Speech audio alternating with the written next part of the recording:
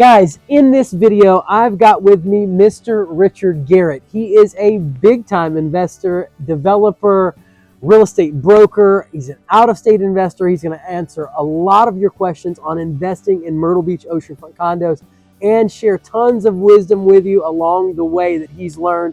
If you're interested in learning about gross rental income, operating expenses, and profit for Myrtle Beach Oceanfront condos, you've got questions about first-time investing, or perhaps you're comparing long-term rentals with short-term rentals and oceanfront condos, and even different markets, Myrtle Beach versus Florida versus Gatlinburg.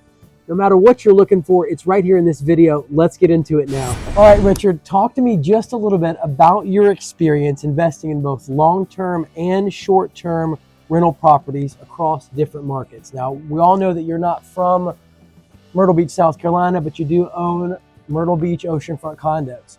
So kind of, give us a little bit of the taste of your experience, owning in different markets and why you like investing in ours. Certainly. So I currently own in Tennessee and Kentucky. My first rentals were on the Tennessee side, where I'm a real estate broker and property manager. I started out with two. My wife and I both had houses, and then purchased one together and rented those out, and then just started expanding our portfolio from there. Now, give us some of the differences in Tennessee versus Myrtle Beach. Tennessee, I would say, outside of obviously the climate and lacking the beach area, I'd say the primary difference is what drives our market, which is having Fort Campbell, Kentucky bordering us. Okay. It's one of the second largest military installations in the United States, and so we have a lot of active duty military members and their families coming in and out on a consistent basis, which really drives our rental market. Yeah, gotcha. Now, what kind of got you into the whole out-of-state investing thing? Walk us through that process for you. Well, for me, I came to the area for, I believe it was my 10th wedding anniversary with my wife, and as we were on the sky wheel looking around, I just kind of fell in love with the charm of the place, and was like, this would be a cool spot for me to own some property. Yeah. And so it just started from there. Looked at a few things online, reached out to one of Myrtle Beach's best realtors. Come on, I'll take it. Yeah. I'll take it. And you got me hooked up with a nice beachfront property. And so I figured Yep. I'd start small and see how I liked it. And 3 years later, I'm still here and expanding. That's right. Come on. Now, all right. So for you, and I'd imagine for a lot of our viewers, it was the personal aspect of being able to be an investor and make money, but also being able to use it for you and your family. Certainly, and that's what brought me here this time around. And I'm here for Thanksgiving. My dad's side of the family is 2 hours away, so I was able to fly in to Myrtle, get a rental car, drive down, see them, come back, and just enjoy the vibes. Yeah. Worked out well for you. So post investing, you're what, 3 years later? Mm-hmm. Would you say that investing in our market has enriched your life more? It has, from the perspective of having a place I enjoy coming to vacation, to get away from the hustle and bustle of everything that I do back home, and still being able to cash flow it enough to make it make sense to hold it. Yep, gotcha. Now obviously there are, you have great investments in your home market, mm-hmm. but the added bonus of the personal satisfaction and use that you get out of this one is really what the cherry is, right? It is. Yeah, wonderful. All right, so now let's kind of talk through a little bit, and I know a lot of our viewers are going to be really interested in this. Let's talk through a little bit, cash flow, ROI, and overall profitability on the short-term rentals in Myrtle Beach, compared to maybe long-term rentals elsewhere or even here that you've seen. So, why do you go with oceanfront condos, as opposed to buying a single-family home and doing a 12-month lease on it? Yeah, because a 12-month long-term rental, you're capped at the amount of income that you can make. Whereas although short-term can be a little bit riskier investment, there is no cap or ceiling necessarily. So it's all in how much you're going to market it, track the market trends, and just get after it. Yeah. So, and I'm so glad that you said that, because I would imagine a lot of investors out there will just buy an oceanfront property and think that it will work on its own. You're saying that there is some elbow grease that you got to put into the deal. Definitely, you got to work it. Yep. And so basically, is it safe to say that you'll get out of this what you put into it? That's 100% correct. And that there's an upside with short terms that you just don't have with long-term rentals. Wonderful.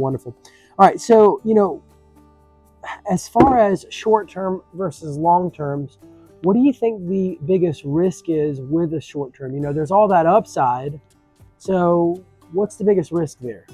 The seasonality of it. So in a place like Myrtle, where you go through these kind of dead periods in the wintertime, you're relying on snowbirds to come in from up north looking to migrate south for the winter. That's right. If you get one, like I had one last year, it was great, it was phenomenal. Yep. This year I don't have one. But it hurts, right? It hurts a little bit, but it's worked out because I'm here. If I had a snowbird, I wouldn't be able to be in my own unit to spend time with my family. So it's a catch-22, and of course with family nearby. Last weekend I let my uncle celebrate his 50th wedding anniversary here. He was able to just say, "Oh, come on, go ahead and take it." Go ahead and take it. You get opportunities like that, and it averages out. So you do extremely well during peak season. So if you're smart with your money, reinvesting it in your product, and not splurging like some people are inclined to maybe do. You're able to weather the tougher winters. Absolutely. So out of 3 years, how many years have you come back profitable? Every year. I'm going to ask it one more time, because there are lots of viewers out there that are skeptical about oceanfront condos, and I'm always on here diving deep, asking all kinds of questions.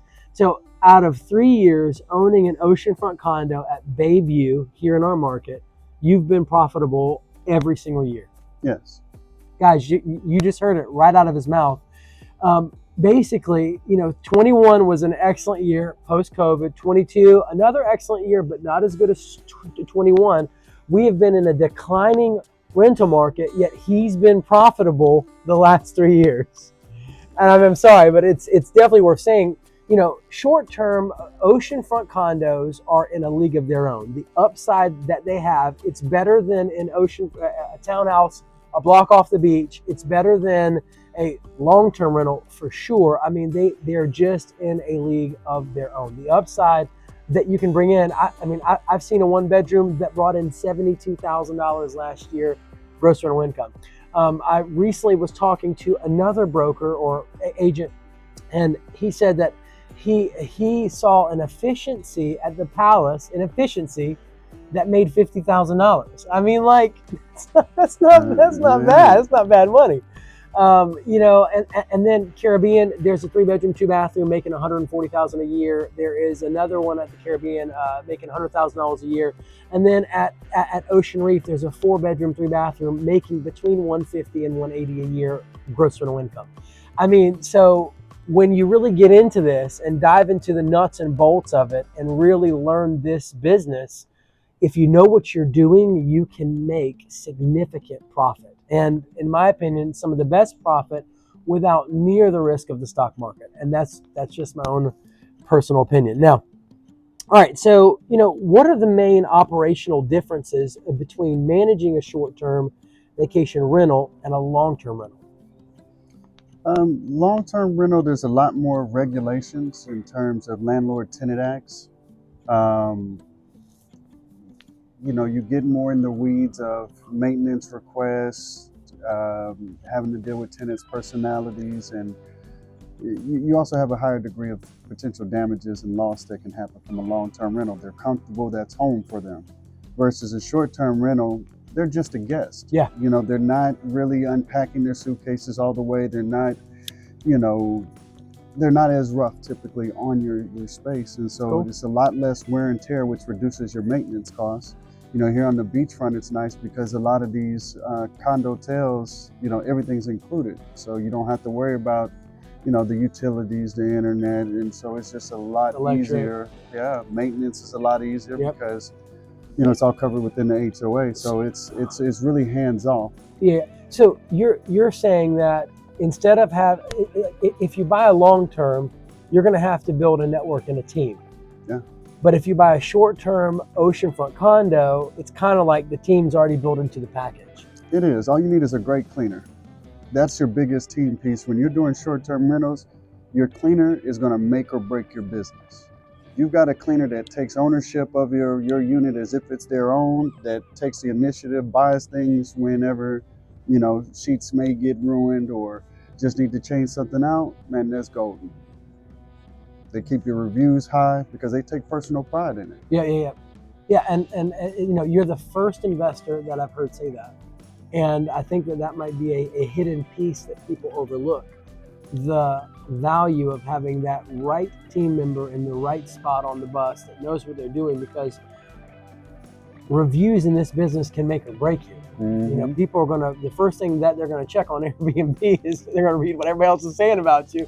Right. And if people are talking trash or the unit's dirty or filthy or messed up, they're not gonna rent it. I mean, I'm not gonna drop $2,000 on a place to stay for my vacation if I've read 5 different things that says the place is lousy, there wasn't coffee in the coffee maker, the bed was dirty.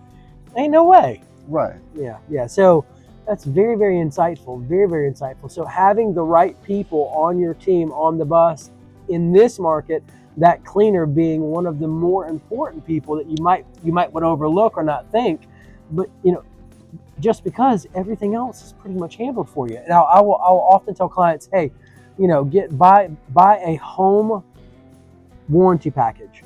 Do that because you're out of state. You can pick up the phone, call somebody, they'll go out there and fix it. You pay the fee, it's done. If you don't have a local contractor. Now I do have local contractors. You can always get in contact with me. I will always give you somebody and help you out. But outside of that, the HOA, the on-site HOA is going to be handling all the maintenance for everything going on. You got HO6 insurance that's going to handle the stud-to-stud inside in case somebody does something crazy, like a guest gets too drunk and puts a hole through the wall or something like that. And then you have the exterior building insurance. If there's a hurricane or major damage, the HOA is going to take care of all that generally. Mm-hmm. Yeah. So basically you're saying the team's already included in your deal, which is super insightful. Especially if you're going back and forth. Should I do a long-term? Should I do a short-term? Should I do an oceanfront condo? All right, so getting into HOAs, how do zoning laws, HOA rules, and local ordinances impact rental operations, especially in vacation-heavy markets? So, Tennessee, that's a vacation-heavy market, right? Portions of it. So if we're talking Nashville and Chattanooga, yes. Clarksville, where I'm at, we're about 30 to 45 minutes from Nashville. I wouldn't say we're vacation heavy because that's not the driving factor for our short-term rentals. It's the military installation and then contract work, because we get all the manufacturing plants, the LGs, the Hancooks, the Googles, Amazon, all of they're coming here, so they send a lot of workers to work. So that's what drives our short-term rental market, because they're coming in 30 days, 60 days, 90 days at a time, and they don't want to stay in hotels. They want their own spot. So that's a sweet spot for us in Clarksville. Because you're just outside of all of the hustle and bustle of all the vacation stuff. So you can snack. So basically you can kind of cater to that niche. Correct. Very, very smart. Very, very smart. Yeah. So, so has that, in investing back home, has that enabled you to kind of build up a competitive advantage going after that type of niche market, like a stronghold in the market per se? It has, and given my relationship with my builder, we mentioned it offline how we built a 74 unit complex, 32. We've got a 10, and then another 20 unit where I allow short-term rental operators to do rental arbitrage from my units there and rent them out and do them as Airbnbs. Super cool. And then, I practice what I preach. So I've got my own Airbnbs in the units that I manage. We just added a 3-bedroom, and like while we were in the car driving on the way here, I got a grandmother that's coming to be there for their child's, birth of their child. That's super cool, right? Yeah, she's going to be with me 30, 45 days. So, all my short-term rentals back home, they're occupied with mid-term rentals, to where I'm constantly having to open up new ones just to try to cater to short-term rentals, but mid-term ends up dominating. That sounds like a good problem to have. It is. Very good. All right, so I mean, are there any other type of, have you ever run into any issues with your HOA in the last 3 years? I haven't. And I actually came for the first year. I actually came to the HOA meeting just to kind of see what was going on, and I was very impressed by the way they run. They operate very lean. They've got a strong reserve account to handle any issues that come, the way they don't have to do assessments on us. They're making improvements to our units without charging assessments, and they actually listen. So shout out to Alive Management, because at the meeting I brought up wasted space above our fitness center. And I was like, y'all got a shuffleboard up there. I said, we're wasting a prime opportunity to cater to people who love rooftop bar experiences. No doubt. Coming from Nashville, that's like the home of the rooftop bars. Yep. And so as soon as they heard it, they lit up, and it was like, yeah, we were just going to put a tiki bar out by the pool. I said, I like that idea too. So I was like, we'll have the Serenity bar up there. Got to be a certain age to go. That way parents can be away from all the kids. Very smart. Very smart. Yeah, maximize that wasted space and generate some revenue for the resort. Yeah. Now, and Bayview is right there on the boardwalk. And recently I did a video with another client, Mike West, and he was comparing street view properties with oceanfront properties there. Now, there's no comparison in an oceanfront versus a street view. I mean, we all know that. But are there certain clients that wouldn't mind having that street view, because that is a very nice part of the street right there, and the view is really, really nice right there on, you know. And so, I mean, what are your thoughts on that? I mean, do you think that there's a certain audience out there that would go for that street view and like it? So I think it all depends on where you're at on the boardwalk. Because certainly you got to think of places like Nashville, for instance, or even New Orleans, where, you know, your view isn't the waterway. That's not why you're there. You're there for the vibe, the energy, the action. Yep. So being able to just sit on your balcony and just be a people watcher and see some of the energy going on. A lot of people like that sort of thing. They do. Mm-hmm. I totally think that there's room for it. I think that there's an end user for that. Like, they'll go through those pictures and see that boardwalk lit up with people and be like, I don't care about the ocean so much. Now, obviously, we all know that the majority of people are going to go for the ocean. Right. But it doesn't mean that there's not an end user out there for every type of oceanfront property. So, and then you just got to be realistic with yourself too. While you may not be able to sit on your balcony and watch the ocean, it's beachfront. They've got seating like where we're at now. You can just go outside of your unit and watch the ocean directly from the back of the building. Guys, we're literally at the back of the building and looking at the ocean right there. It's not that far. It's not that far. Okay, so let's talk about out of state versus in-state investing. Let's talk about market selection. So I'd imagine that we have a lot of investors that are going, do I go to Florida? Do I go to Myrtle Beach? Do I go to Nashville? They're kind of looking, what's the difference? Kind of walk us through your thought process there. You know, how would you choose a market? I try to stay away from markets that are oversaturated and that have a high cost to enter. You know, so when I'm thinking Nashville, love to own some stuff there and do short-term rental. I missed out on the opportunity about 5 years ago. My family member, he's got 2 of them out there. But even what he paid then, it's just too high. It's way too high. So basically, if you overpay for it, you're going to have to be in that investment for a long period of time before you actually start to make money on it. Correct. And for you, that's just not smart, because time is the ultimate commodity. Time is money. Yeah. So, and you know, speaking of that, you and I were just kind of chatting through a 3-bedroom, 2-bathroom investment over at Bayview, and you know, it had $29,000 of profit. You know, it's a $500,000 unit right at. $29,000 of profit a year after all the expenses are paid, and your first thing was, okay, so it's going to take me 3.5, 4 years before I recoup all of the down payment money I put into that investment. Yeah. So kind of walk through your logic there so other investors can understand how you invest. Yeah, so I look at it from a break-even analysis. You know, all money ain't good money. You can have awesome cash flow, but if I'm putting up so much money on the front end to acquire the asset, then the cash flow and profit I'm making each year really ain't profit. I'm still working to pay myself back. And so when you look at investing, how much is your cash really worth? You know, you look at other vehicles, CDs, stocks, bonds, mutual funds, how long your money is tied up in a particular asset before it starts yielding a return. Yep.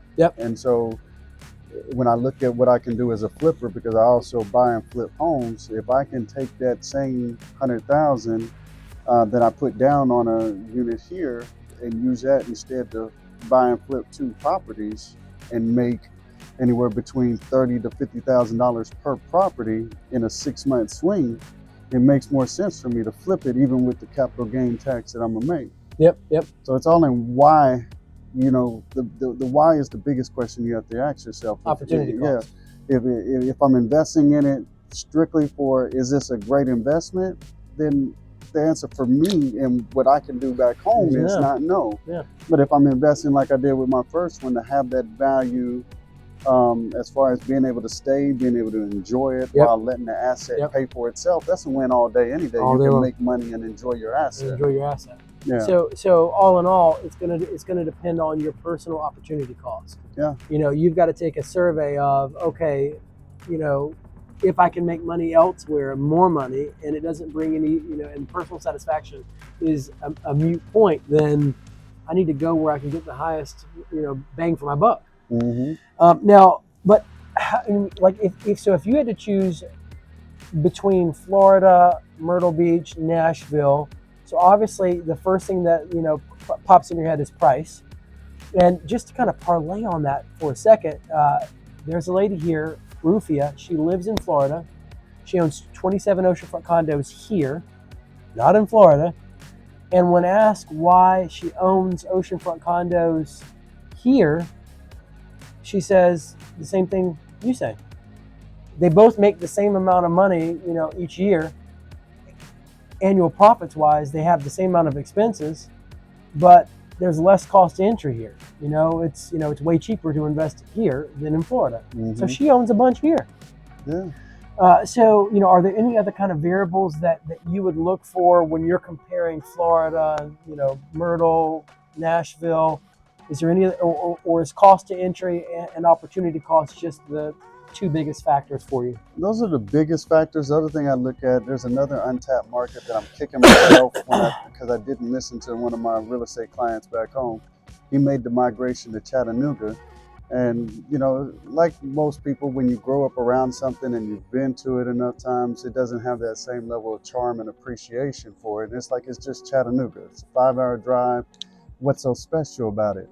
Well, what's so special about Chattanooga is it's year-round peak season. There is no non-peak in Chattanooga because you've got the mountains, the wilderness.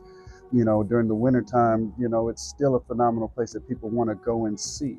Okay. So there, it's not seasonal there. So the numbers that they're bringing in are amazing. It's just now more people know about it, and so the cost of entry over there is astronomical. That same cousin of mine that's got the 2 units in Nashville, he's getting one built in Chattanooga, and I'm looking at his price tag like, man, hey, more power to you, but it ain't for me. It ain't for me. It ain't for me. That's right. I can get a quicker return on whatever the other stuff I'm doing. That's right. That's right. Okay, so let's kind of hop into some controversial topics. Let's talk about, you know, investing in oceanfront condos versus investing in the stock market or crypto. You know, with the uncertainty of the economy, is this the way to go, or should people be in the stock market or crypto? What do you think? I mean, I lean more towards real estate as a safer vehicle to invest your money in and realize a return on investment. Not just an immediate one, but even long term, and have the ability to really pass it on and build a legacy of generational wealth. Versus stock market and crypto, because you can lose. It's like gambling, really. That's all stock market and crypto is. You might as well go to Vegas. It's super high risk. Yeah. Super. You don't got any. I mean, I don't feel like you. Ultimately, long enough, right? You're not going to lose your money. Like, if the market drops here, it's going to come back around. You might have to wait a little bit longer. Stock market, you wait too long. Yeah. You might not be in a good spot. You know, there is a chance that you are ultimately going to lose that money. So, you know, me personally, I'm totally with you on that. And I will throw out there that I recently read a quote just this morning. I want to say it was 90% of all millionaires made their money investing in real estate.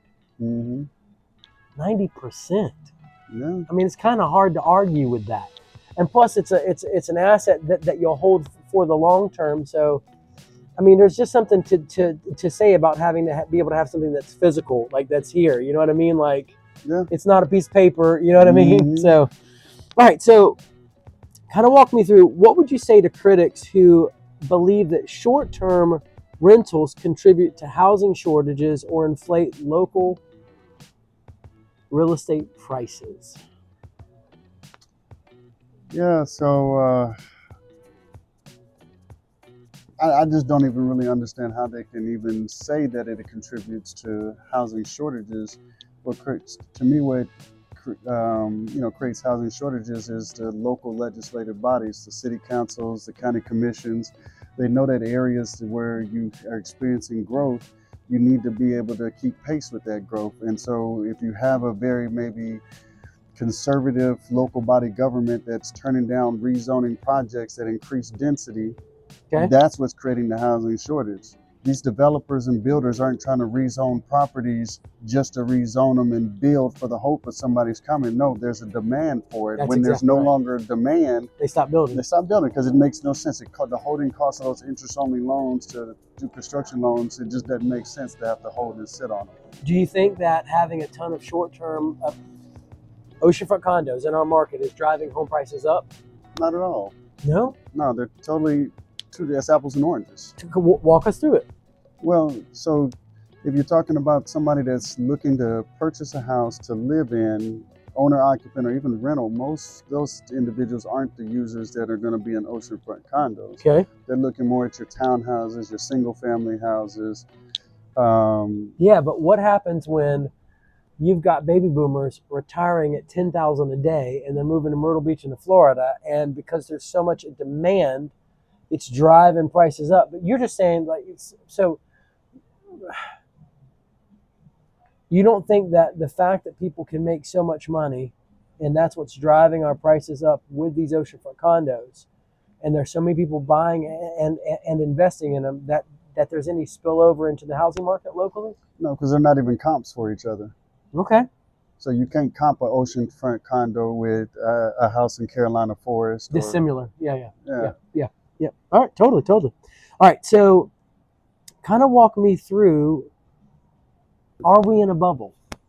Do you think the bubble's going to pop? Is it a short-term vacation rental market bubble? If the national bubble pops, is it going to impact investors here? Kind of walk me through your thoughts there. So, I've been fortunate enough to be around through some national bubble pops and different things that have happened, ranging from 2008 on with different market conditions. I'd say, one of the most important things to remember is that real estate is cyclic. You're going to have up markets, you're going to have down markets, and you might experience a time where short term might not be as profitable as it once was. Okay. But it's all based on demand. And then recognizing that there's always going to be a need for, whether it's travel nurses coming down, who knows, nobody predicted COVID coming. But what COVID did was cause an influx of travel nurses that were getting paid through companies like Crucia to make a crazy amount of money, and they were paying for them to be in these short-term rentals. Yep. And so that also drove the demand for the STR. So you just don't know what economic factors are going to come in that are going to stimulate it and maybe cause a little bit of decline, but there's always going to be a market for it, because as a society, our society is only growing, and the need for, the more you build, like I mentioned in our market, contractors is driving short-term rentals in my particular area, along with military. Yep. Military's not going nowhere. Yep. So you're saying that basically all the fuss and all the noise about a bubble and the market popping and all this kind of stuff is routine history for serious investors. Whether the market's going up or the market's coming down, I've got a way to make money one way or the other if I'm a savvy investor. Most definitely. And the market's always going to self-correct itself. Yep. Because what happens, the only reason why you experience a decline is because when times are good, everybody jumps in and wants to be an STR operator. No doubt. And they don't necessarily have the business savvy, Nope. the reserve capital to weather a storm. Yep. And so the market is going to attrit those individuals. And as they decline and leave the market, now the demand is going to catch up to where the supply is. And those that are able to withstand the storm, yep, they're going to reap the fruits of their patience and labor. Yeah, and so you've hit on this twice now, and I've got to go back to it because I feel like I stress it all the time on the show. business sense and savvy. Mm-hmm. Like, you got to know how to market. Most definitely. Like, you've got to know how to do a budget. Like, you've got to know how to read market trends and get insights. Like, this isn't something that you're just going to fly by night, read an article or a few articles on some blog somewhere, Yeah. and just magically know what you're doing. There are lots of people that do this that don't do well at it. There are lots of mediocre. I mean, how many great business leaders are there out there? How many great investors are there out there? So it's not for the faint of heart. It's not that it's not open to everybody. It's not that you can't do it. But the lesson that I really want to, man, there was a quote I heard back in the day. I was in college, and it was something like, don't expect an apostle's response when an ass peers into a book. Go. Right? Yeah. So basically, it's not that you can't do this. There's tons of people that get into this business, figure it out, do the hard work, put the work in, make lots of money. You came from the ground up. Mm-hmm. You built the business you have and the success that you're walking in now. It was hard won. I'm pretty sure, sleepless nights, blood, sweat, and tears. Yeah. But you're here today, and you've overcome. Mm-hmm. So it's not that you can't do it. There are people that do it, but please don't underestimate it. Like, don't have an unrealistic expectation or approach.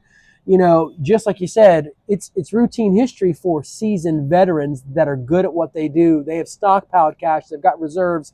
They know what they're doing. They're serious about it. But for people that are just going to pick this up and think it's going to, the money's just going to come, it don't work that way. Not at all. Yep. And my recommendation would be anybody that's curious about it, don't be afraid to seek out reputable short-term rental management companies. Like, you've got on-site management companies that tend to charge you 40% to manage it for you. You get 60%. That's a little tough, in my opinion. I think there's some very reasonable companies that may get you for about 15 to 20%. That's more reasonable for the effort that goes into keeping your unit booked. And the benefit to that is just invaluable. You've got somebody that knows how to manage it and handle those cycles, and they can advise you on how to manage your money. And so, like I mentioned earlier, I allow short-term rental operators to rent from me as the property manager. And I've had about 5 or 6 that came in as a group at one time.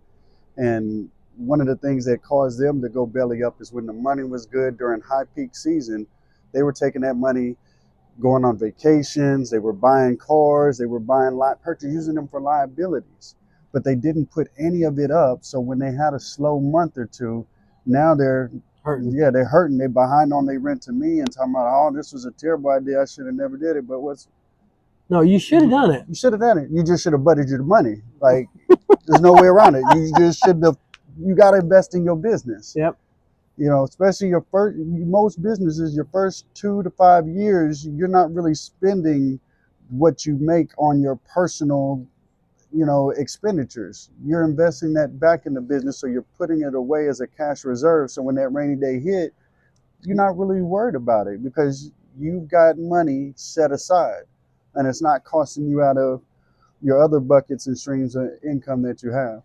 For a first-time investor, how many months worth of reserves would you say that they need? Ideally, minimum of 2. Ideally, if you can come into a situation with 6 months reserves, I think you're set. Yeah, ideal. All right. Now, what do you do when the market's volatile and when things start to drop off or prices start to pick up? Like, what's your approach there? Like, how do you tackle that? Well, I use systems and tools. So I use HostAway to manage my, that's a PMS software that puts me across 30 different platforms that do short-term rental. And they've got their own dynamic pricing tool similar to Price Labs that's automatically adjusting it. Now, if I notice that I'm not getting bookings, then I'll manually go in because I may have a set to be conservative, moderate, or aggressive. I might need to manually change it though, to even go a little bit lower because something is better than nothing, especially when you're talking non-peak season. I can just let the booking go unbooked if I can get something in there for it to help offset, whether it's HOA fees or a mortgage that you may carry on the property. Gotcha.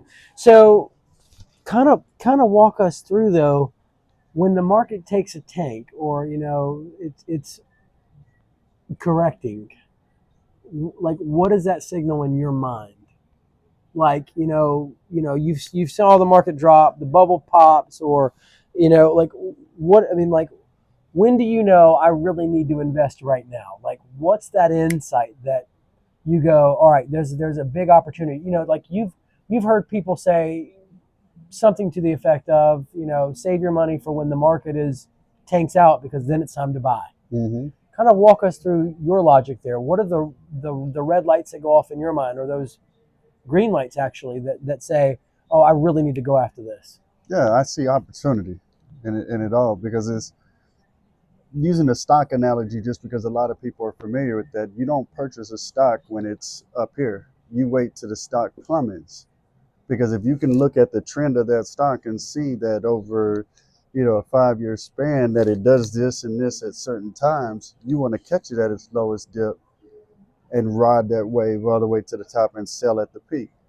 And so real estate's pretty much the same way. When you start seeing economic decline, you just need to go ahead and get your cash reserves kind of, ready. Make sure your finances is ready. So whenever that opportunity arises, whether it's through a foreclosure or somebody pre-foreclosure just needing to get rid of the asset, you're in a position to maximize on that opportunity, and you can weather whatever economic storm it is for the next couple months till things rebound, and you can make it profitable. So I've got to jump in there. Basically, you're always working. Mm-hmm. And ABC's always be always be closed. closing, right? Come on now. So and like this is, for people that are, 9-to-5 jobs, and they've saving their money, they're not in the business world per se. They're used to that employee mindset, possibly. No disrespect. I mean, like, you're obviously making it far enough to invest, which is great. But if you're not in the business world, then you don't have a frame of reference for what it takes to really win. You know what I Mm-hmm. mean? So what I'm hearing you say is, no matter where the market is, you are always planning, getting your affairs in order, tightening this up here, paying this off here, and you're always advancing basically. Mm-hmm. So there's no, I mean, like, yes, you'll have your downtimes and stuff like that for sure, but it's all within the strategy of what your next move is, Mm-hmm. which is, obviously built on what your move is 3 and 5 years up the road. So basically, this is not for the faint of heart, in the sense that, you're not taking orders from somebody else. Like, you don't got a boss that's going to tell you, you should invest here, you should go for this opportunity, or, this is a really good one here. You've got to be on and have so much of yourself in this game that 24/7 you are advancing, taking that territory little by little, and winning the fight against yourself, winning the fight against the people that are in disagreement with you, that don't want you to win, and then overall taking that cherry that you're going after. Mm-hmm. So you got to be on. It's one of those things where it's an everyday grind. It doesn't shut off. And I'm not saying burn yourself out. I'm not saying run yourself into the ground. I'm not saying don't spend time with your family and friends. I am saying there is going to be a certain level of you having to be on and advancing towards that goal, that you just can't set it down. Like, because as soon as you start getting lackadaisical, somebody stepped in and bought that very thing that was your property. Mm-hmm. All right, so let's kind of walk through some of the narratives and social perceptions. Because social media today is part of everything. It's Mm-hmm. happening. How has the narrative around investing in RE changed since you've been doing it? You've been doing this how long now? About 13 years. 13 years. So from when you got into it till now, have you seen any kind of shifts or narratives change around it? There's always that get rich stuff. There's all, there's that stuff that comes and goes. Everybody's doing Airbnb. So kind of walk us through that. Um, I mean, I just go back to consistency. You're always going to have that shiny object that everybody's going to gravitate to. Here lately, outside of Airbnb, it's been wholesaling. Okay. Everybody wants to be a wholesaler because, I mean, let's face it, I taught my 15-year-old son how to wholesale. He made $10,000 on his first wholesale deal at the age of 15. But, it's not one of those things that's necessarily consistent unless you work it consistent. ABCs always be closing. That's You right. need to be at it every day. And so I think just like with anything, all these new shiny opportunities that you have, if it's not in you to grind and to persevere through the slow times, the mundane times, or when it's like it's not working, that's when you double down or you just re-strategize, but you don't quit, you don't stop, because when you do that, you stop growing. Come on, come on. So, I mean, would you say it's safe to say that investing is not for everybody? It isn't. Some people just need to play it safe and work that 9 to 5. Oh, don't say it. Don't say I it. mean, that's the reality of it. Oh, don't say it. Yeah, it is not. Everybody's risk aversion is different. And so if it's causing you to not be able to sleep well at night, all money ain't good money. Peace of mind is priceless. Come So on. if you can't handle risk and something outside of your control, just there's no slight against you. That's right. Hey, punch that clock, get your consistent money, and your lifestyle can be one as such that you're okay with having a ceiling and a cap on how much money that you make. The way my dreams are set up, though, I don't need a ceiling because I got a lot of goals and aspirations, not just for me, but leaving a legacy for my kids and Family. my kids' kids. And Yep. so I'm all about generational wealth. And the That's only right. way that I can do that is to invest and allow my money to make money. Come on. I like it. I like it. I like it. Now, all right, guys, let's kind of walk through what's the biggest misconception that you see in investing nowadays? Like you've been in it 13 years now. You're building an empire. You've obviously seen you've met lots of investors. You've worked with lots of investors. Kind of walk us through what the biggest misconception that you think might be in the mind of the person watching this now, or just you see in general. Like where are people off? Like in their thinking, in their mindset, like where are they not seeing it right? I think they don't understand truly what passive income is as it relates to investing. They hear that investing is passive income, which means I'm completely hands off and I'm not doing anything. I'm just letting my money make money. There's an element to that when you compare it to punching a clock every day, but no, you're still working. You're just not, you're working differently. You're studying the market, because if you're just allowing your money to just go, how do you know that what your money's going in is the best use of that money? Highest and best use is real, and time on money is real. And so you could be wasting time after investment pursuits that aren't really lucrative to getting you to where you need to be. And so you've always got to be studying the market, looking at different opportunities, and looking for ways to just enhance your investment. Yeah, yeah. So just because an element of the income is passive, it doesn't mean that you get the right to be passive. Correct. Yeah, because your savvy investor is not passive. I mean, they're in the paper, they're in the economy, they're in the market, they're watching the market, they're meeting with other executives in other fields that are in, or excuse me, they're meeting with the executives at Airbnb and other property managers that are running other businesses and other agents and brokers, and they're garnering and gathering information from a variety of sources. And this is not some, every once in a while I feel like checking in on it. This is, I want to know what's going on. Yeah. I'm working my business. Yeah, I don't know if you're familiar with Eric Thomas, the hip hop preacher, but he had an opportunity to meet Warren Buffett and was kind of talking with him about just his morning ritual routine. And, Warren was telling him that was reading, I forget the year, but we'll just make it up and say like the 1940 business journal or whatever. And it's like, why are you reading that? Because that year Ford was like at the top of his pinnacle. So he wants to know what Ford was able to do during those poor economic times to be at the top. Yeah. Because management is universal. Doesn't matter what the product is. If you can tap into the best practices of management and apply it to your situation, Man. Solid right there. Yeah, so Dude, how insightful is that, you man? know, You and got me excited. I'm yeah, sitting there, in my mind, I'm going, how can I get a hold of the 1940 Business Journal? I mean, I'm right. like, because that's super insightful. Because if you can figure out, I mean, because in all honesty, there are people that have come before us, and the smartest thing to do for us is to start with their accomplishments. Hmm. Because like if then they've set a high watermark or a benchmark that we need to hit before we can think we're going to do something different. I mean, if we can't Yeah. even do what the people came before us did, then that's a whole other topic. But I'm sitting here going, man, I need to go hold it, because how insightful would it be to know the factors to thrive in uncertainty and chaos and in a depressed market? If you can figure out what those guys did to succeed, well then shoot, you would think you'd have a leg up on thriving in a boom market. Yeah. Man. And if it's good enough for Warren Buffett to go back and read that, Yeah, you I know, mean, and don't think you're look. That's a whole other topic.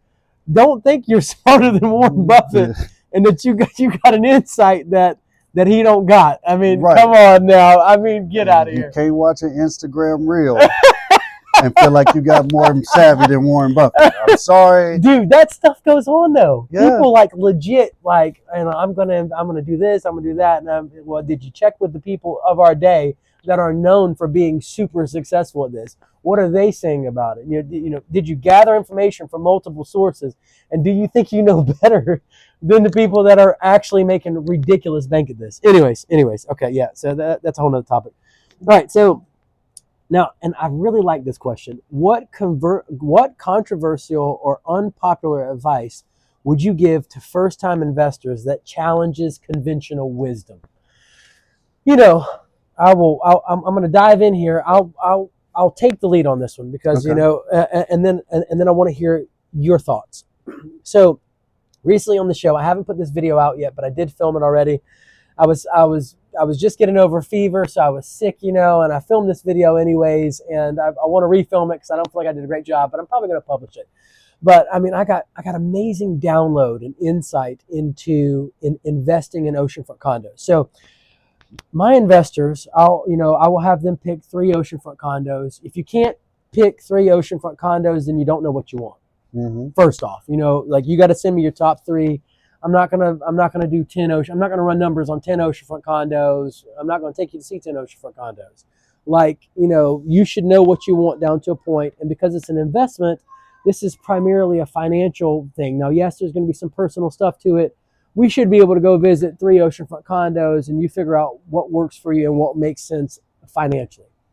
First part of this. Mm-hmm. All right, so I will run numbers on those top 3. And I'll run all their operational expenses, their gross rental income. I'll go back into the MLS and I'll pull 2 years worth of what similar units at that exact resort did, and I'll pull all those gross rental income numbers. Sometimes it'll be 2 figures, sometimes it'll be 5, sometimes it'll be 7 or 10, right? Generally, I'll send them. I'll cherry pick just the very top 5 units, right, or the top 3 units, or whatever, and so they'll look at the average gross rental income, and I'll run an average of it. So if the top 5 units had an average of 37,000, and then so that's at their one place, and then at their other place the top 5 units had an average of 47,000, and then at their third place the top 5 units had an average of 57,000, hypothetically. Well, they will want to choose the oceanfront condo that has the highest average gross rental income.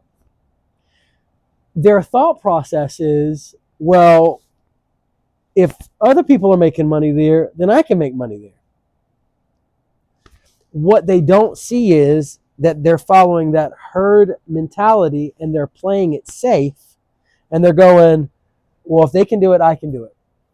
When technically on the flip side of that, they're positioning themselves against the people in the market that are the most savvy investors making the most money. And if you think those people are going to give up their market share so that you can make money, and they're already up and running, could be in business 5-10 years, and they're crushing it. Mm-hmm. And so basically, in order to find the hidden opportunity in the market, you've got to actually choose the resort that has the lowest average gross rental income, because you've got lousy competition. And for an investor that knows what they're doing, they know that they've got to do X amount of design work on the unit. It's got to have these colors in it. It's got to have these contrast themes. It's got to have a coffee station. It's got to have, it's got to have all these elements. For somebody that really knows what they're doing and is going to remodel their unit to be the best at this, they can go into the resort that has the lowest average gross rental income, and they can dominate that market because you put a stellar unit with all that lousy average $30,000 a year, and then you got people. There's obviously demand there because people are renting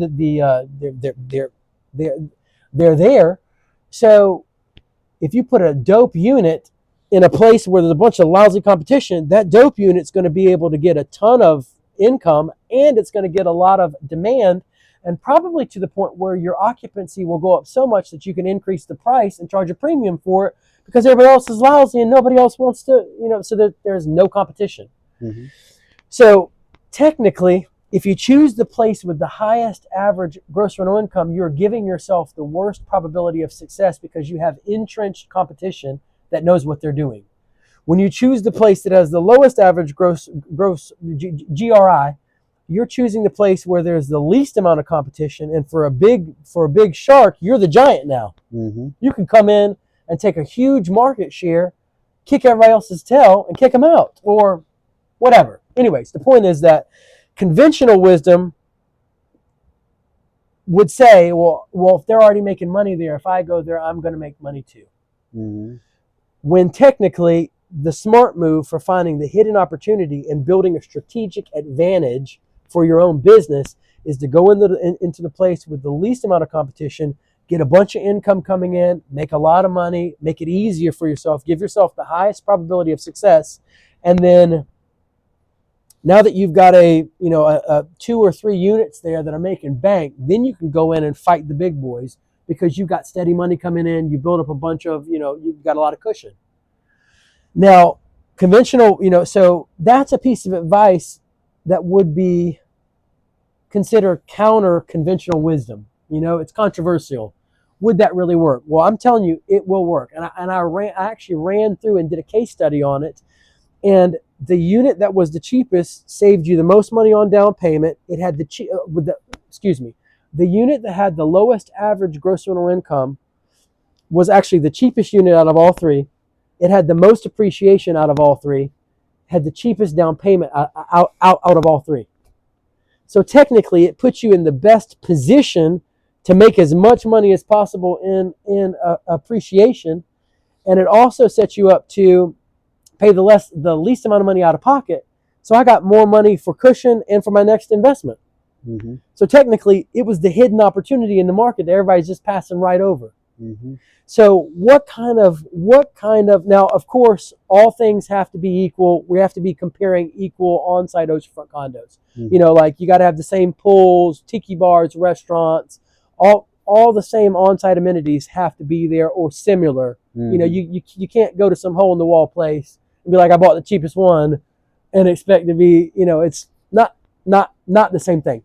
So all that said, what kind of or advice would you give somebody that's not conventional, that wants to get into this investing game, that, you're looking back on your life 13 years ago, 15 years ago, 20 years ago?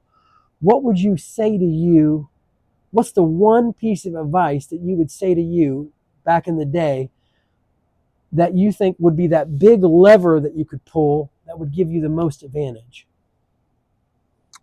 Ask yourself why 5 times. Okay. So when you look at why do you want to invest in oceanfront property, and you'll come up with an answer. But then ask, well, why is that? And then why is that? And then why is that? And the heart of that question is getting to the root cause of what is your motivating factor for doing it.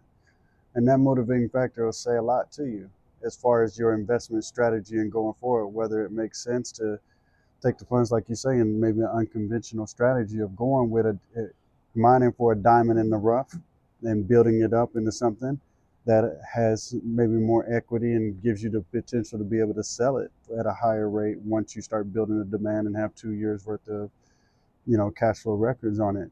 Or it could be you want something that's going to be in a place that's everyone's units are maybe compatible in a more upscale, beachfront condo area, because this is not necessarily cash flow related as much as you just want a nice place for you and your family to be able to enjoy, that has really great amenities, it's affordable, it's reasonable, and you're able to break even. So once you understand your why, the rest of it's simple. It's just a matter of getting out of your own way and doing what you need to do to accomplish that why. Yeah, and people underestimate the power of that. Mm-hmm. They think, well, that's just so simple. Well, some of the most profound things in life are simple. Yeah. And that simple question, obviously, the answer to that simple question has led you to lay the foundations for and build the start of an empire. Mm-hmm. I mean, people don't know how successful you are, but you are very successful at what you do. Okay, so I'm going to move right along real quick, and I'm going to ask you, what makes Myrtle Beach particularly attractive for out-of-state investors compared to other vacation destinations? Kind of walk us through, why would you choose oceanfront condos as opposed to Nashville, Gatlinburg, Florida maybe? For me, it boiled down to the cost of entry and then all the amenities that Myrtle Beach has to offer. For me, it's bigger than just the beach. The beach is nice. I enjoy walking the beach and all the restaurants here off the boardwalk. Yep. But then you've got Broadway at the beach, which is a nice place for It is. Family fun. And 350 acres, guys. Tourist attraction in our market. Definitely Google it. Yeah, Barefoot Landing. Then another one. Yeah, then you've got oh, hold on. Barefoot Landing's got that marina on the water. You can drive your boat up and get out and eat on the water. There you go. It's nice, man. Yeah. So I would have loved to been a boater, out here. So I had a boat for about 15 years in Clarksville. Get out. Yeah, finally sold it a couple years ago. It was just a cash cow. It was just taking your cash, taking right? my cash. Yeah. The best two times for a boater is when you buy it and when you sell it. Come on, man. Yeah, I mean, the gas alone on a big boat, dude. Come on now. It was fun while it lasted. Though. End of an era. Now I just rent one when I want to. There you go. Freedom Boat Club. Yep. All right. So basically, you're saying there's lots of stuff for people to do here. Yeah, and it's affordable. Prices ain't like going to Florida where you pay an arm and a leg and you got to use your income tax return to enjoy a nice vacation. I think this year alone, I've been here 6 or 7 times, just popping in for various reasons, just to enjoy it. Yeah. Sweet. Okay, so can you share some? And I've got to ask you 2 different questions. First question is, what is the biggest success that you have had in real estate?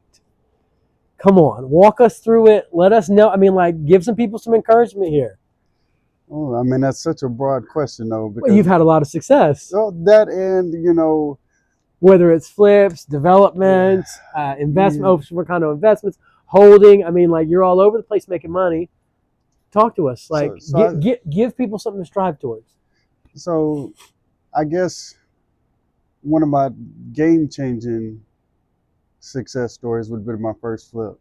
For years I had just been a realtor and managing my own real estate portfolio. Never really got into flipping properties just because my dad was conservative. He's been doing real estate 27 years, my mom about 18. And they've been very conservative in their investment strategies. And so I initially adopted it, but I worked with a lot of investors that I helped make a lot of money buying and flipping. And I just finally asked them, man, there's got to be something to it. I hear my dad on the conservative side, but I'm a risk taker.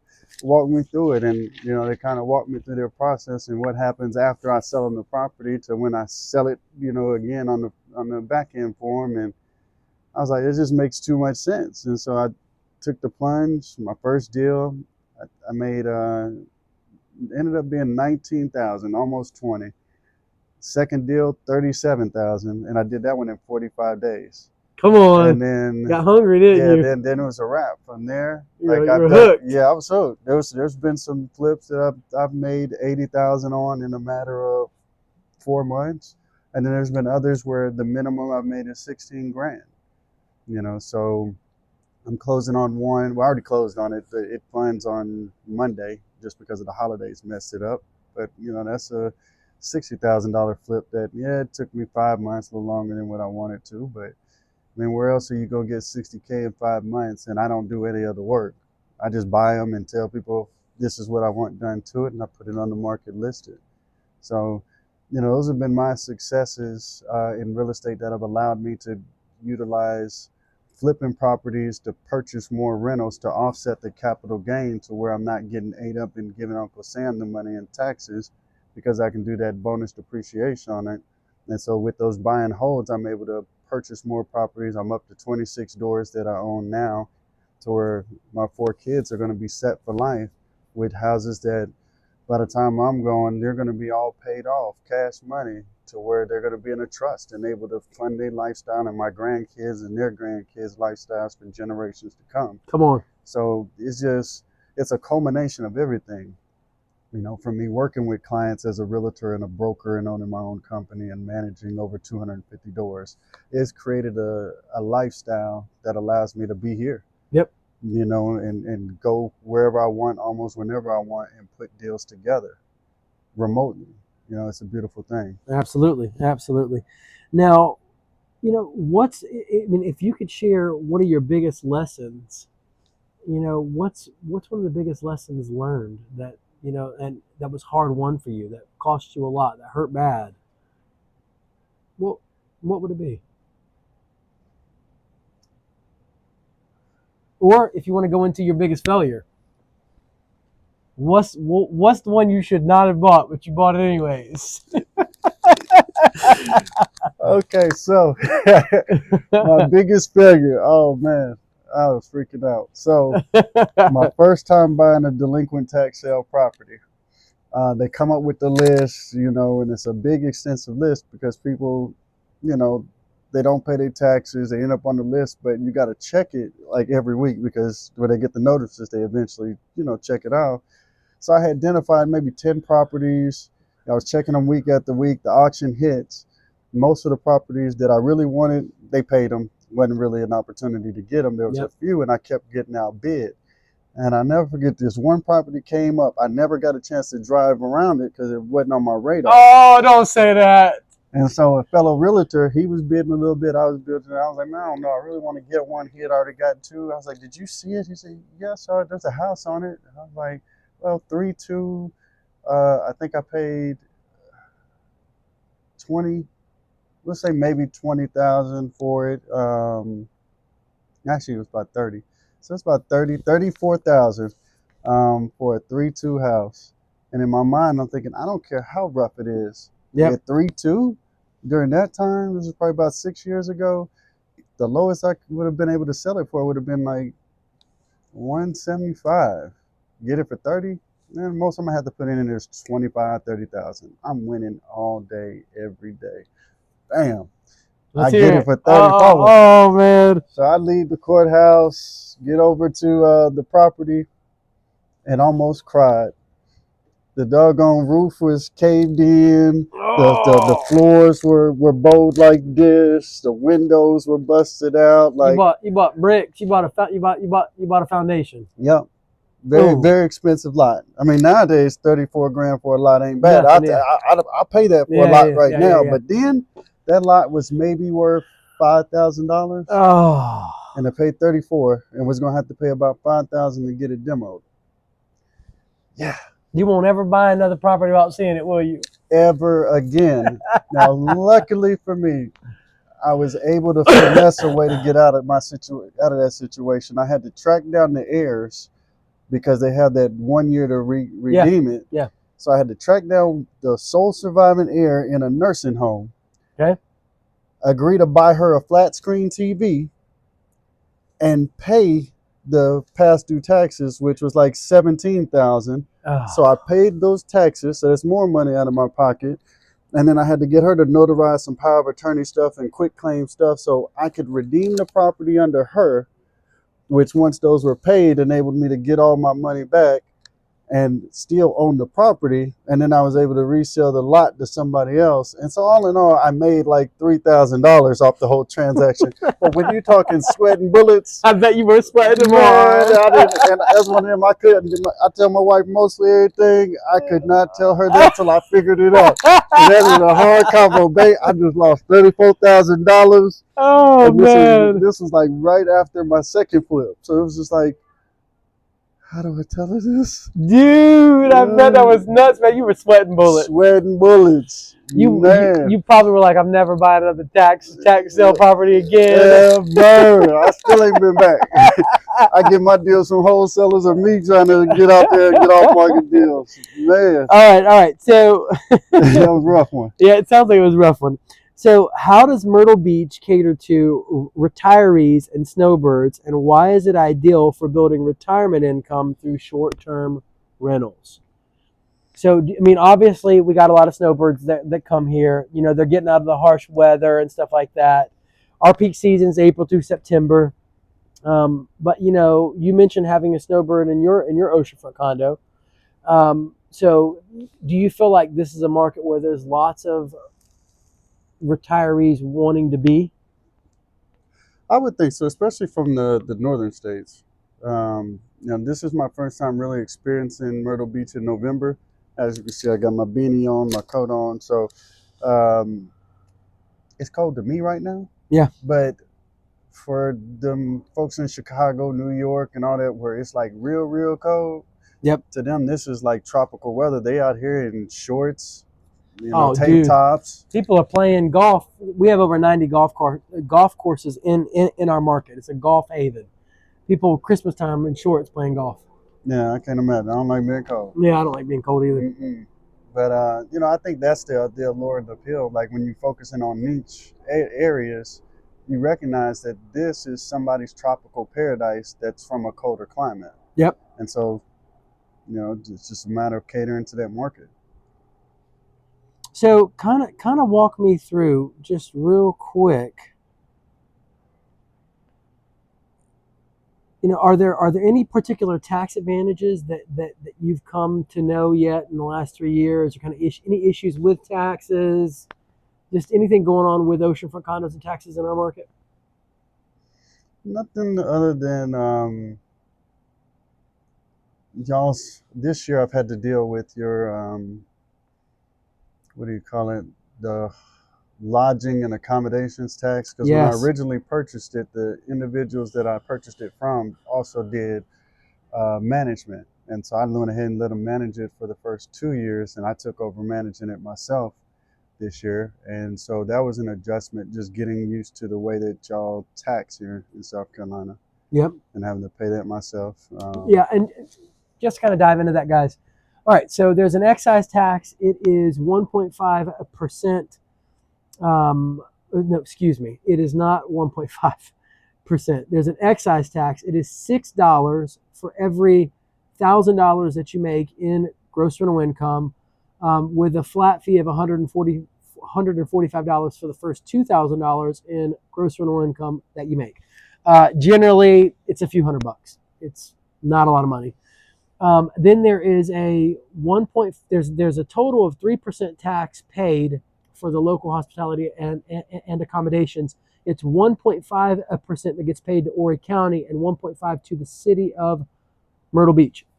You'll notice that they'll send you paperwork in the mail. You got to fill it out, because you have to have a business license, because you are owning and operating a business in the city of Myrtle Beach when you own and operate a Myrtle Beach Oceanfront condo.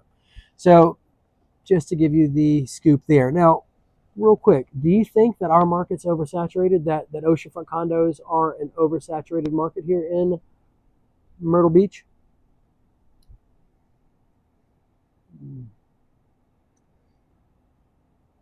I hadn't studied it enough to really formulate, I'd say, a response to be a subject matter expert on that. Gotcha. Given that I've only been managing mine here for about a year. Okay. I don't have much to. You had it managed by somebody else? Yeah. First 2 years were managed by someone else. Walk through that. Talk to us about self-management versus property management. Why did you go with somebody at first? Why are you self-managing it now? So initially, like when we purchased that unit, Yeah. the previous owners managed it themselves, and they also through Sunbrella managed several other units. And me not being familiar with the area, it was just my first time, in Myrtle Beach. I said, hey, go ahead. They showed me the numbers, what they were doing, and it did extremely well the first year. Second year, it wasn't as good as the first, and at that point, I had started scaling short-term rentals back in Clarksville. We had started with the one and did extremely well, and we started scaling more and more. And it was just like, we've got a system in place that I feel like I could cut the middleman, do it myself. And if it really truly is a sagging economy, then I've got to be savvy enough to see where I can cut expenses. Come on. And so, man, that 15% management fee that I was being charged was cutting into my profit. No doubt. And so, by eliminating that, taking it on myself, and I was able to make it profitable year two. Well, toward the end of year two, and then in year three, it's been good. Um, so it's worked out well for me. Are you Managing. are you doing better self-managing it than? I am. Yep. And then I even explored after the HOA meeting, just getting to know some of the HOA owners, not the owners, but the management crew down there at Bayview. And I was just like, for giggles, because it feels a little slower this winter season, non-peak, than in past ones. Yep. And just kind of comparing my numbers to their numbers just to see if on-site management was performing better than self-management. And I was actually performing a little bit higher than theirs. It was like, you know what? I typically see that. Yeah. You better off staying at your own. Yep. And that's. And are you just on Airbnb? No. What you on? So I use HostAway, which aggregates it across Airbnb, VRBO, Booking.com, those major ones. But then there's like another 15 to 20 additional platforms that, from We Chalet, that's I think French. Then you got another one that's Canadian based. So I tapped into Google is another one, but I'm tapped into pretty much all the streaming platforms or SDR platforms that allow for people to do the booking sites that are available through integration with HostAway. Yep. Okay, so kind of walk us through. Have you had any nightmare guest stories? Not really. If you call nightmare, a couple of people snuck a pet in and a little pet urine on some LVP flooring and on one of my. Pet urine. That's as bad as it's gotten for you. As bad as it's gotten. Oh, a little weed, Yep. You don't have that. Recreational drugs. Yeah. Okay. And is there a certain process that you use to vet the guest? Well, it depends. So if they're midterm rental, then I treat them like regular property management tenants, and they go through my property management software, background check, credit check, and all of that. If it's short term, I just take them through the HostAway system and kind of let it go through there. Too easy. All right, so kind of walk me through any unexpected expenses that you've seen come that you weren't ready for, or that you didn't see coming, or maybe even that you would think a first-time investor might miss. Not really, because like on the one here, it was already furnished and operating as a short-term rental, and when I took it over, I re-renovated, I painted it, swapped out furniture, and got it to have the same look and feel as, how I do my units back home. Yeah. So, I mean, that was unexpected, but it also wasn't required. It's just, I have a certain level of standard that I like in my particular unit. Yeah, for sure. All right, so let's kind of shift to technology and marketing. What role does technology play in your business? Huge. Kind of walk our guests through it, because I will tell our clients, I'm like, hey, essentially you're going to leverage technology. Can you work a full-time job and manage an oceanfront condo? Most definitely. And technology is what you lean on, right? It is. Can you kind of walk them through like all the ways that you are leveraging it? Like for example, Matt Freeze. Matt Freeze will sync his calendar with his cleaning lady's calendar so that she can see when people check in and check out. She can go clean it. Mm-hmm. It's not something he don't have to call her every other time there's a guest coming in. You know what I mean? Kind of walk us through those kinds of things for you. Yeah, it's pretty much the same way with HostAway. It's like I used to use Turnover app, but I don't need to use that anymore because HostAway has its own built-in integration that allows my cleaners to have access to, as soon as a booking is made, they know when they check in, when they check out. It gives them an automatic checklist of what I expect to be done. They check off all those items. They send me pictures, upload pictures to the portal so I can see that it's done, and the system pays them. So it's truly a streamlined process for me as far as the management and the turnover is concerned. And then as far as messaging guests, this is essential, is to have a PMS system, because if you're going to be across 25 to 30 different platforms, it was a headache when I tried to initially take over, and I was on Airbnb, VRBO, Booking.com, and another one, and Furnish Finder. That was 4 different apps to try to message people, keep Dude, that calendars sounds synced. nuts. Nightmare with everything I do real estate. I was struggling to keep up. So then when I got into, matter of fact, it was my cleaner here. When I came down earlier this year, I was getting ready to sign up for Guesty, and she said, please don't. She said, I clean for so many Airbnb operators, and some have Guesty, some have Hostaway. The Guesty is cumbersome and just not a good platform to use. She said, you get Hostaway, and Hostaway's support and the simplicity of using it has made this so easy to where now, before I wouldn't manage short-term rentals for other people because I just didn't want the headache with everything I manage. Because of that technology and Hostaway, I'm able to take on managing short-term rentals for people back home. Nice. Yeah. So it's definitely increased the capacity that you have. Oh yeah, everything's automated, from reviewing your guests to asking your guests for reviews, which helps generate higher reviews, just the scheduled text messages that occur, all the check-in instructions, the follow-ups throughout the visits. They really feel like you're engaged and you're there with them, but it's all automation. Um, yeah, it's phenomenal. The reporting makes it easier to deal with those taxes because I can generate a report that's going to show all the revenue from all the different sources, to where I can easily pay those taxes monthly to Horry County and Yep. state of South Carolina. They give you your own website to market it, so you can do direct bookings and you can cut out other hosting channels and just advertise. And this is where I say it's not passive, because you can get in there and be aggressive in promoting it across all the Facebook marketplaces. Like, I've since joined probably about 30 to 40 different Facebook groups here in Myrtle Beach. And so when I see that little thing pop up in my feed, hey, looking for a rental. Hey, I got my direct booking link. I want you to book directly through me. I love Airbnb and what y'all do for me in getting me rentals, but I'd much rather cut y'all out and just get it directly. Exactly. Save you a lot of money. Mm-hmm. Yeah, and I had one guy on the show, Mike. He made additional income, I forgot exactly how much. Let's just say $7,000 to $10,000 a year. I can't tell you the exact number, but it might have been $8,000 to $10,000 a year just by doing additional marketing. He would join Facebook groups and post it on Facebook. Mm-hmm. I mean, like, it's that simple. Yeah. But it is obviously still work. So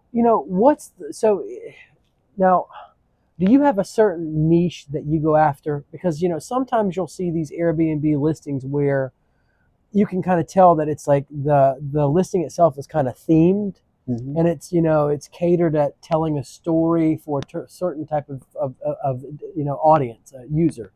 Do you take that approach? We used to. In Clarksville, we found that it doesn't really matter, because our demographic is contractors, and Yep. they don't care nothing about your thing. They could care less about it. Yeah. But here, I think theme is relatively important, because people are coming here for vacation, and when your motivation is vacation, you want the experience versus a comfortable roof over your head. So you would say that theme would be, and giving an experience would be a detrimental factor to your success. If you don't have that kind of stuff and you're not creating an experience and telling a story with your Airbnb listing and all that kind of stuff, then you are one leg behind all of the competition. Certainly, because you don't stand out. Yep. You're a dime a dozen. And there's a lot of a dime a dozen here, right? Mm-hmm. There we go. All right, guys, because I want to get you to that top 5% of Airbnb listings. So, what kind of story do you go after here? I mean, like, how do you, with your oceanfront condo, like, who are you catering to?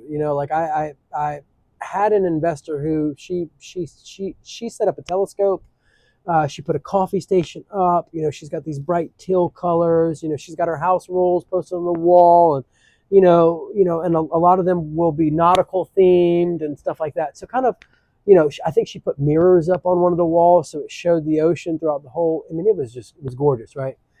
Kind of, what kind of theme do you use? So at mine, I kind of went with the theme of ocean view paradise. Okay. And I themed it out with a lot of, pictures and elements inside of the unit that made you feel like you were at the beach inside of it, because I had to maximize. Like, my unit is a corner unit where I've got two balconies. One faces the street, so you see boardwalk. Then the other one is a side view where if you look directly across, you're looking at another hotel. In order to see the ocean, you actually have to tilt your head a little bit to be able to see it. So it's an ocean view, which isn't as optimal as guests that may be looking for that ocean front experience. That's right. Ocean front. If I can't give you the ocean front view and all you have is an ocean side view from the exterior, let me at least let you get that ocean view feel inside. And so made them as comfortable as possible, and it's obviously done well for you. Mm-hmm. So, is there any specific things that you do to create a unique experience? Offer themed decor, family packages, wellness focused amenities, yoga mats, spa like bathrooms. I mean, like, how do you differentiate your unit? So we hadn't done a whole lot of that, except for this trip here. I purchased a set of golf clubs. Okay. Because when I was in here in October for my dad's birthday, just talking with the people that flew from Nashville with us, they were coming for a softball tournament. Ran into some other people at another restaurant that was here for a golf tournament. Then we found out that on the beach out here that flag football, y'all having a huge sports complex where people travel from all over the United States just to compete in intramural activities. And I was like, oh man, that's a niche in and of itself. And so like I purchased some golf clubs just to have in there. Which is very smart. Yeah. So, now I'm going to start going after these athletes and individuals that are coming for these sporting events. So that's going to be one of my marketing niches that I go after. Very smart. Guys, you gotta trust me. You made it to the end of the video, but you need to click the video that's on your screen right now to hear how Matt Freeze makes $15,000 to $30,000 a year in annual profit off each of his 8 Myrtle Beach Oceanfront condos. That's over $180,000 in average annual profits right there in passive income each and every year. Click the screen now.